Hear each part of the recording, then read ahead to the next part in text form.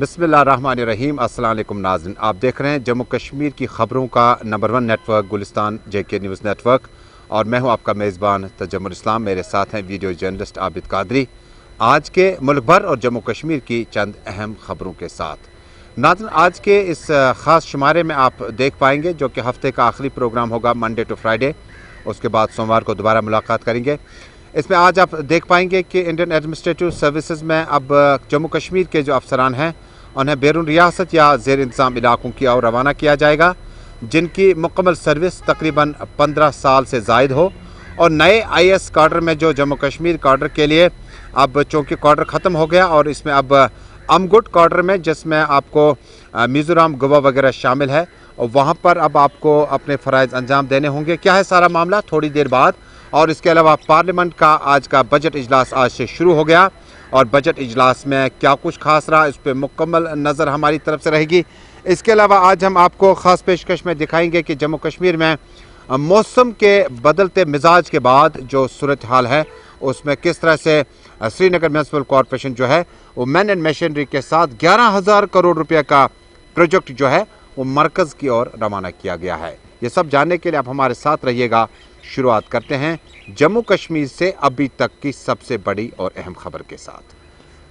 नाज़रीन, बजट इजलास पार्लियामेंट का आज से शुरू हो गया। कमोबेश 19 तंजीमों ने अब की बार बहिष्कार या बाइकआउट पहले सेशन का किया, जिसमें रीजनल पार्टीज और कौमी पार्टियां भी शामिल हैं।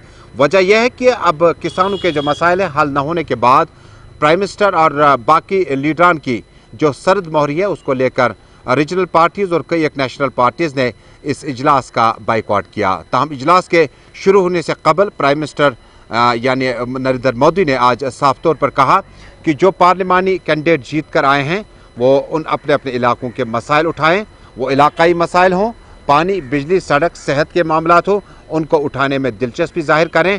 और उन्होंने तमाम तंजीमों से ताउन की अपील की है ताकि बजट इजलास जो है उसको अच्छे से चलाने में वो अपना रोल अदा करें। पहले प्राइम मिनिस्टर के तासुरात, उसके बाद सदर जमहूरिया हिंद रामनाथ कोविंद ने आज मुश्तरका इजलास से खिताब किया। खिताब के दौरान जम्मू कश्मीर की भी बात उठी। पहले प्राइम मिनिस्टर नरेंद्र मोदी ने क्या कुछ कहा, आप तक पहुंचाते हैं। नमस्कार साथियों,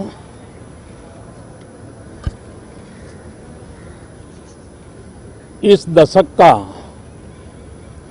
आज ये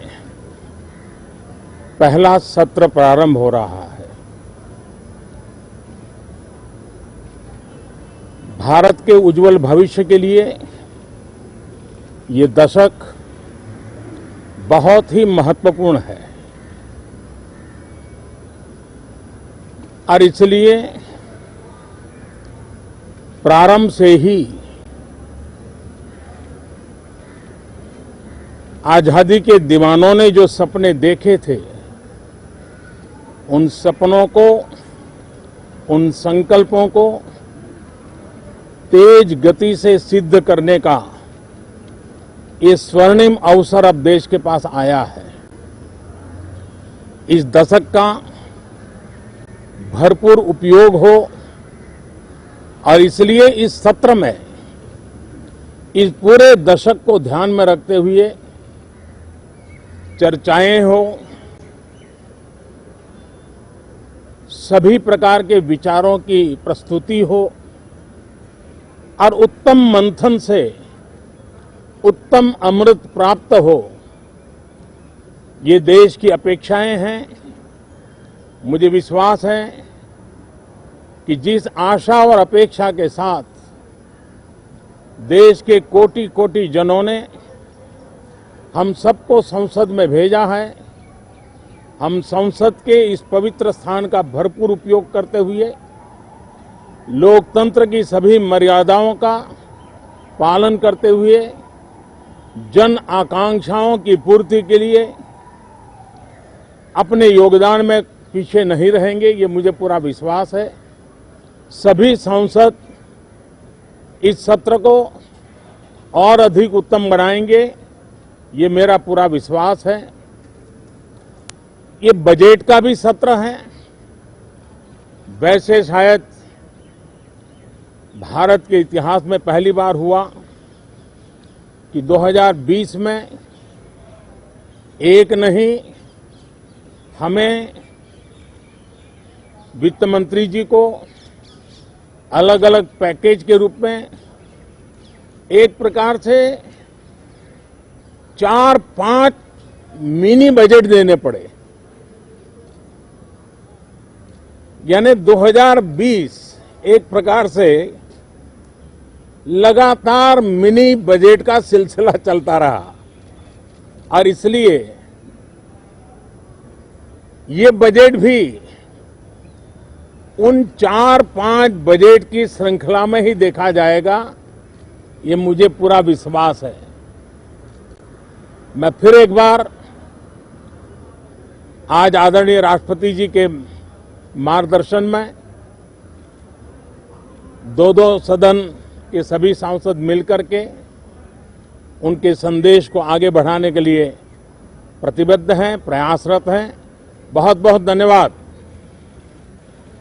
प्राइम मिनिस्टर की अपील आप देखते हैं कि इस अपील में कितना असर होता है, क्योंकि अपने अपने इश्यूज, नॉर्थ ईस्ट के अपने इश्यूज हैं, नॉर्थ इंडिया के अपने इश्यूज हैं और मेट्रोपॉलिटन सिटीज़ के अपने इश्यूज हैं, डेवलपमेंट के इश्यूज हैं, विकास के इश्यूज हैं और भी सारे मामलात हैं। किसानों के मुतालबात अपनी जगह हैं और भी कई एक मामलात हैं जिन पर मुल्क में जो सियासत है वो पार्लिमानी चुनाव के बाद जो नुमाइंदे चुन के आए हैं पार्लियामेंट की तरफ, उन्हें अपने इलाकाई मसाइल के साथ साथ मुल्क पर भी नज़र है और हक भी रखते हैं। इसी असना में आज सदर जमहूरिया रामनाथ कोविंद ने मुश्तरका पार्लिमानी इजलास से खिताब किया। खिताब के दौरान उन्होंने कहा कि मुल्क भर में तामीर और तरक्की का जाल बिछाया जा चुका है और गाँव शहर को जोड़ने का सिलसिला काफ़ी तेज़ कर दिया गया। नॉर्थ ईस्ट और जम्मू कश्मीर का तज़किरा करते हुए उन्होंने कहा कि मिलिटेंसी या पुरतशुद वाक़यात में कमी आई है और तामीर और तरक्की की ओर हमारा ज़्यादा ध्यान है। मेरी सरकार देश की एकता और अखंडता को चुनौती देने वाली ताकतों से निपटने के लिए हर स्तर पर प्रयासरत है। एक तरफ जहां हिंसा प्रभावित क्षेत्रों में विकास को बढ़ावा दिया जा रहा है, वहीं दूसरी तरफ हिंसा फैलाने वाली ताकतों पर भी कड़ाई बरती जा रही है। इसी का परिणाम है कि नक्सली हिंसा की घटनाओं में बड़ी कमी आई है और नक्सल प्रभावित क्षेत्र का दायरा सिमट रहा है। मेरी सरकार की विकास नीति को जम्मू कश्मीर के लोगों ने भी भरपूर समर्थन दिया है। कुछ सप्ताह पहले ही आज़ादी के बाद पहली बार जम्मू कश्मीर में जिला परिषद के चुनाव सफलता के साथ संपन्न हुए।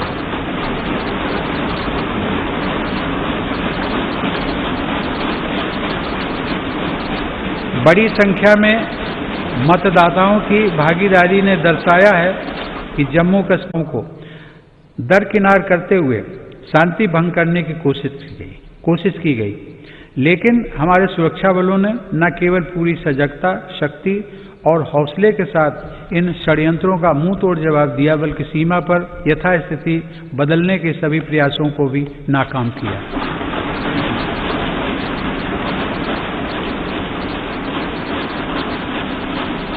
हमारे जाबाजों ने जिस संयम, शौर्य और पराक्रम का परिचय दिया, उसकी जितनी भी सराहना की जाए कम है।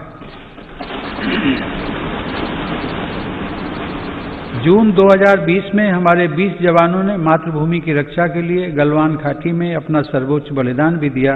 हर देशवासी इन शहीदों का कृतज्ञ है।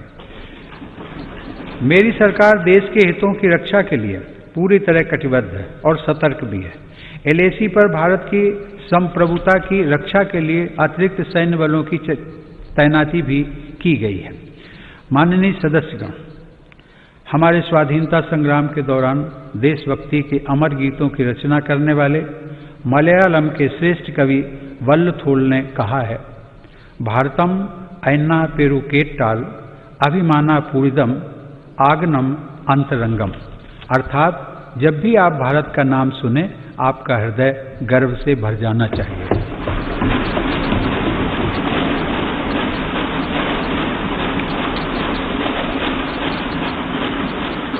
मेरी सरकार भविष्य के भारत की व्यापक भूमिका को देखते हुए अपनी सैन्य तैयारियों को सशक्त करने में जुटी है। आज अनेक आधुनिक साजो सामान भारत की सैन्य क्षमता का हिस्सा बन रहे हैं। रक्षा क्षेत्र में आत्मनिर्भरता पर भी सरकार का जोर है। कुछ दिन पहले ही सरकार ने HAL को 83 स्वदेशी लड़ाकू विमान तेजस के निर्माण का ऑर्डर दिया है। इस पर 48,000 करोड़ रुपए खर्च होंगे। सरकार द्वारा मेक इन इंडिया को बढ़ावा देने के लिए रक्षा से जुड़े 100 से अधिक सामानों के आयात पर रोक लगा दी गई है। इसी तरह supersonic torpedo, quick reaction missile, tank और स्वदेशी राइफलों सहित अनेक अत्याधुनिक हथियार देश में ही बन रहे हैं। आज भारत रक्षा सामान के निर्यात के क्षेत्र में भी तेजी से अपनी हिस्सेदारी बढ़ा रहा है। माननीय सदस्यगण, Indian national space promotion and authorisation centre अर्थात इन स्पेस का गठन स्पेस सेक्टर में बड़े सुधारों को गति देगा। आज हमें गर्व है कि इसरो के वैज्ञानिक चंद्रयान 3, गगनयान और स्मॉल सैटेलाइट लॉन्च व्हीकल जैसे महत्वपूर्ण अभियानों पर काम कर रहे हैं। परमाणु ऊर्जा में भी देश तेजी से आत्मनिर्भरता की तरफ बढ़ रहा है। कुछ महीने पहले काकरापार में देश के पहले स्वदेशी प्रेशराइज्ड हैवी वाटर रिएक्टर का सफल परीक्षण किया गया।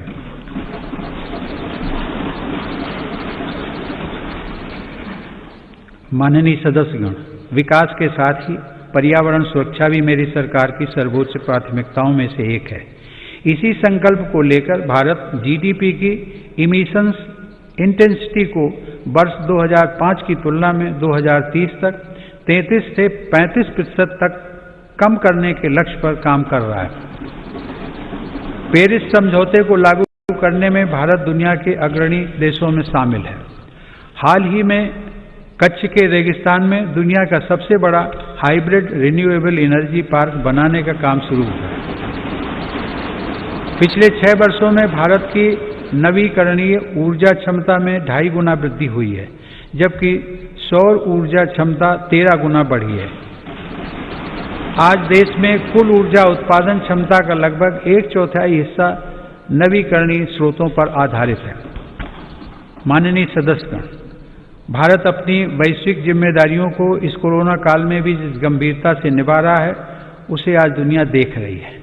वसुधैव कुटुंबकम की भावना को चरितार्थ करते हुए भारत ने देश की घरेलू जरूरतों को पूरा करने के साथ ही 150 से अधिक देशों को जरूरी दवाइयों की आपूर्ति की।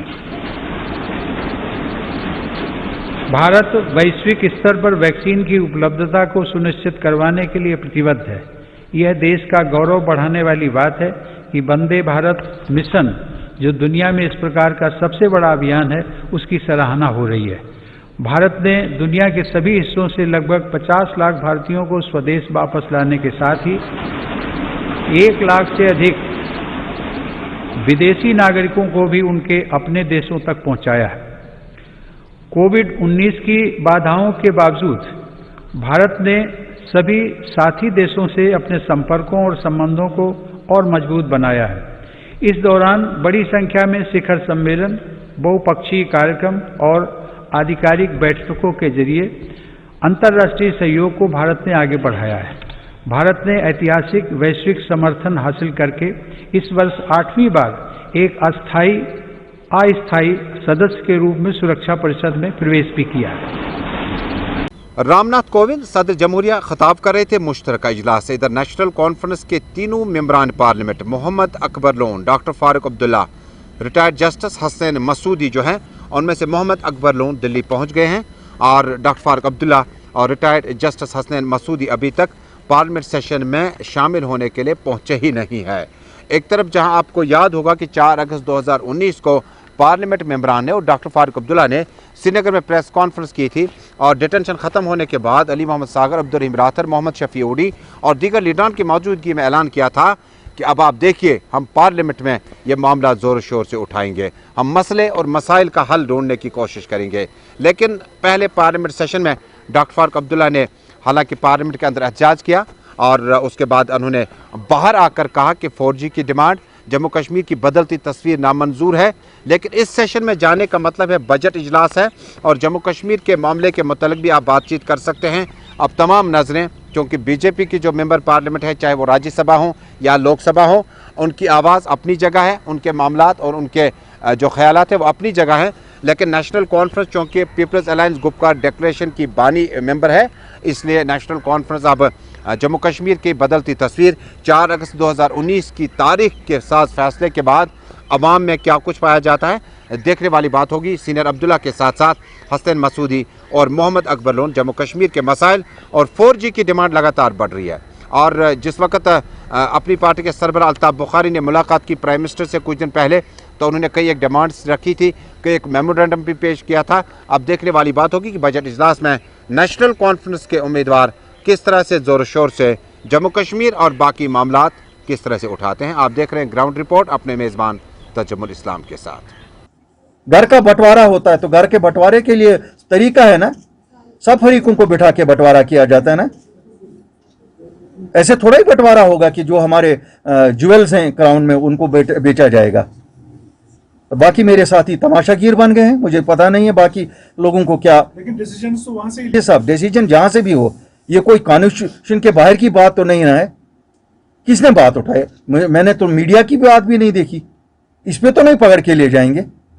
ये कोई एंटी नेशनल बात तो नहीं हम कर रहे हैं ना। मुझे बताइए, आपका हक नहीं है ये मसले उठाने का? सबका हक है। हम सब, ये आपके शेर से गया। अगर हमारी पहचान कोई थी जम्मू कश्मीर की, अगर हमने कोई इंस्टीट्यूशन बनाया, जम्मू कश्मीर बैंक बनाया, अगर हिस्सा हमारा दिया जाता है तो किस हिसाब से दिया जाता है? या तो आबादी के हिसाब से दे दो। यहाँ पर याद दिलाऊं, आप इस साल के स्टेटमेंट्स निकालिए। अगर हमने 150 स्टेटमेंट किया होगा, हमारे 8 या 10 स्टेटमेंट्स इस पे भी होंगे ज़रूर कि जो पुश्तैनी बाशिंदे हैं, रियासत कहिए या यूनियन टेरिटरी कहिए, उसके उनको इग्नोर किया जाता है। आज भी मैं ये कहता हूँ और ये हमने कल भी कहा है, लेकिन कहने तक ही महदूद नहीं रहना चाहिए। हम कोशिश भी कर रहे हैं कि जहाँ जहाँ हमारा चले, हमारी बात जहाँ तक पहुँचे, हम कोशिश कर रहे हैं कि उन अफसरों को जो हमारे पुश्तैनी हैं उनको भी सही पोस्ट। वापस वादी का रुख करते हैं। कांग्रेस यूटी के सरबरा गुलाम अहमद मीर ने आज ज़रा इब्लाग से बातचीत की। उन्होंने कहा कि कांग्रेस पार्टी जो है वो मुल्क पर गहरी नज़र रखी हुई है। 70 से 80 बरसों तक जम्मू कश्मीर के साथ साथ मुल्क भर में इसको चलाने का इफ्तिखार अभी भी कांग्रेस पार्टी को जाता है। उन्होंने कहा कि कांग्रेस पार्टी ने कभी भेदभाव नहीं किया और कांग्रेस पार्टी इस पार्लियामेंट सेशन के इजलास पर, बजट इजलास पर गहरी और उकाबी नजरें रखी हुई हैं। उन्होंने कहा कि यूथ कांग्रेस मुल्क भर में एहतजाजी प्रोग्राम आगे लाएगी और किसानों के मामलात और बाकी मामलात, मुल्क में महंगाई के और बाकी मामलात जो हैं उस पर कांग्रेस पार्टी अपना रद्द-अमल जाहिर करेगी और हो सका, ज़रूरत पड़ी, नौबत आई तो एहतजाज भी शुरू किया जा सकता है। तो हमारा कुल मिलाकर मकसद यही है कि जो देश के नौजवान हैं, देश के किसान हैं, देश के व्यापारी हैं, देश के कई सारे वर्ग इस वक्त परेशान है मरकज़ी सरकार के जो इख्तियार किए हुए पॉलिसीज़ है। और सरकार होती है by the people, of the people, for the people. तो जमहूरियत में जब हम इस फ्रेज़ को सुनते थे, समझते थे, तो हम ये मानते थे कि सरकारें वही करनी चाहिए जो देश के लोगों की रिक्वायरमेंट हो। आज बिल्कुल उसका अपोजिट दिख रहा है कि लोग कुछ चाहते हैं और सरकार उसके अपोजिट करती है, जो लोगों को अपने हित के बारे में नहीं दिखता है। तो ऐसे में आज एक बहुत बड़ा लम्हा फिक्रिया है कि आज आपने देश में भी देखा, पार्लियामेंट शुरू हुआ है, बजट सेशन, राष्ट्रपति का भाषण था और बेशतर अपोजिशन पार्टीज़ को मजबूरन उसका बहिष्कार भी करना पड़ा, ताकि एक सिग्नल सरकार को जाए कि आप लोगों की चुनी हुई सरकार है, जिन लोगों ने आपको चुन के भेजा है उन्हीं के विरुद्ध आप कानून बना रहे हैं। ये जमहूरियत का तकाजा नहीं। इधर लोक जनशक्ति पार्टी के कौमी सदर संजय सराफ ने आज श्रीनगर में पुरहुजूम प्रेस कॉन्फ्रेंस से खिताब किया।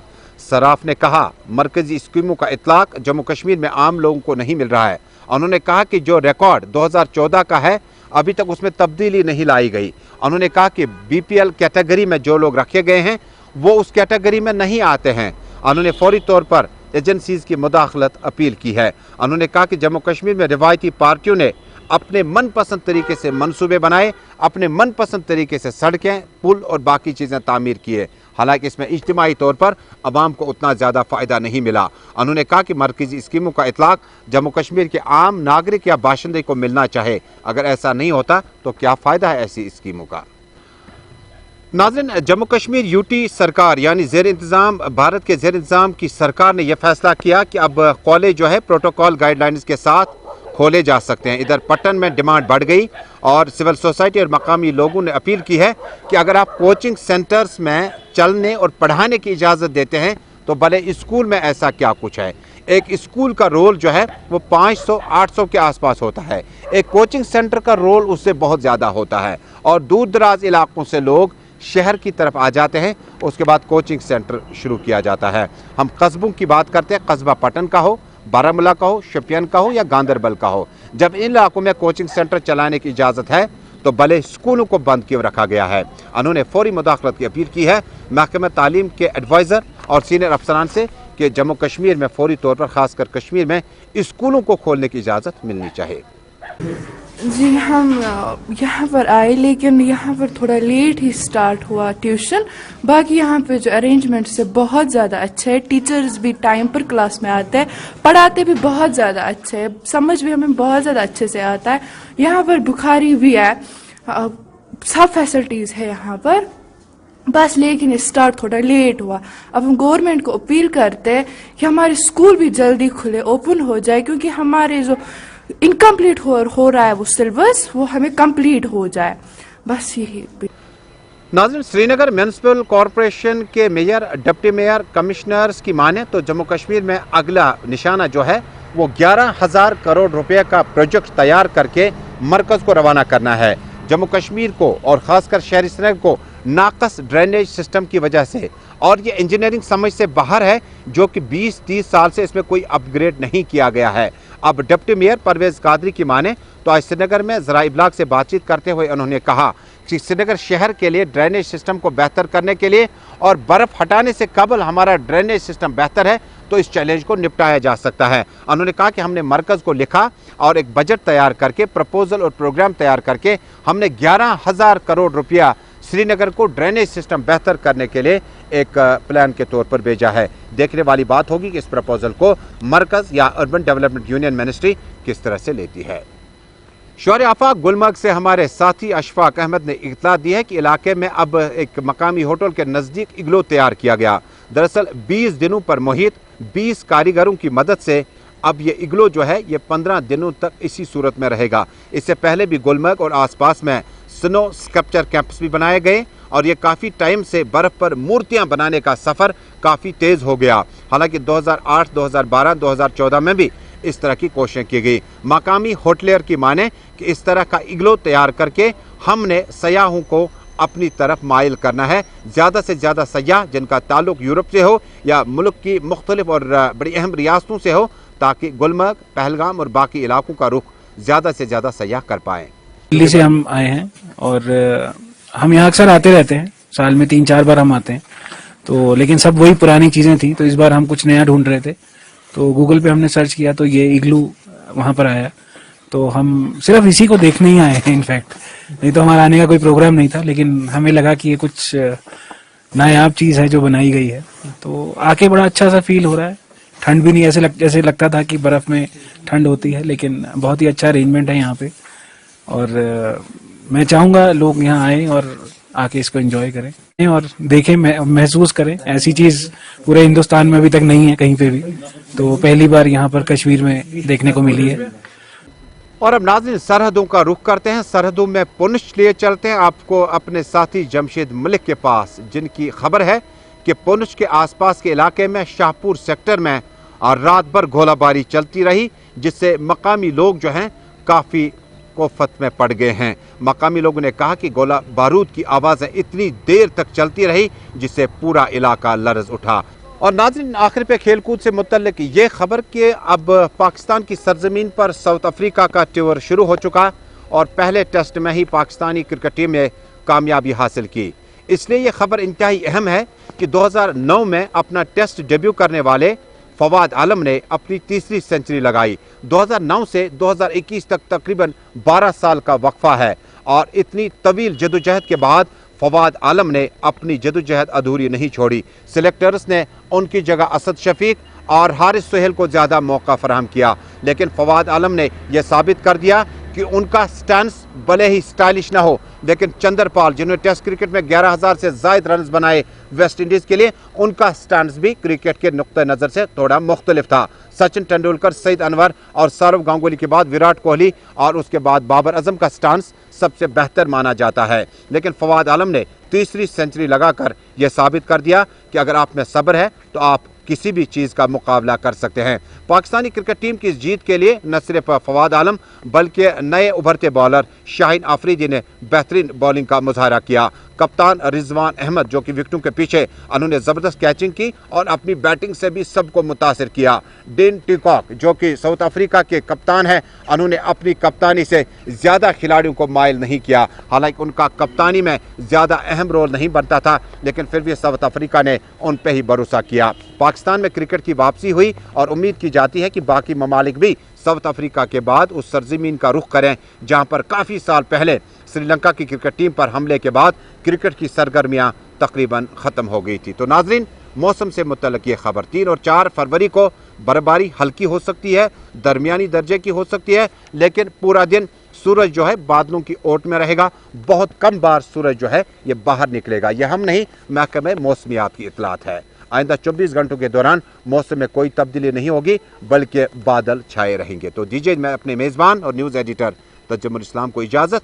मुलाकात होगी एक बार फिर आपको मंडे 6:30 बजे जम्मू कश्मीर मुल्क भर की तमाम खबरों से आरास्ता प्रोग्राम ग्राउंड रिपोर्ट में। फिलहाल खबरों का सफ़र देश और दुनिया का गुलिस्तान न्यूज़ नेटवर्क पर जारी रहेगा। अल्लाह हाफिज़।